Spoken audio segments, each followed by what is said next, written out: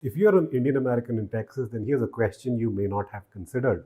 Is probate required in both countries? Is it required both in India and also in Texas? So let's break that down. In Texas, probate is the default process. So if you have a will, or even if you don't have a will, then your legal heirs will have to go to the local probate court.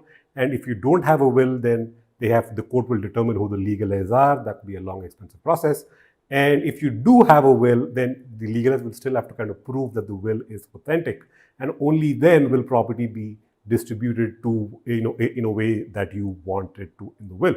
On the other hand, in India, probate is not mandatory. Probate is only mandatory if you have properties only located in Calcutta, Bombay, and Madras, Chennai.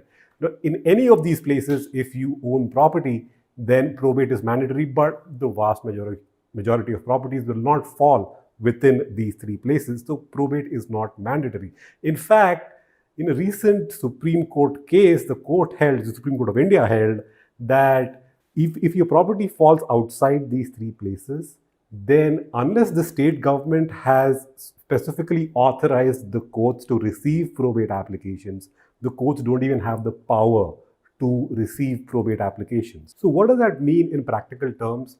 So in practical terms, in India, you can just transfer property with a registered will. That is sufficient to transfer properties from you to your children.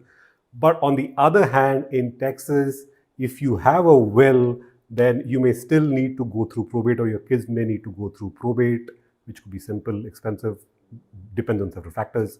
So you may consider a living trust to avoid probate altogether. So your Friday tip is make sure you plan your estate with that difference in mind. Follow for more estate planning tips for Indian Americans in Texas.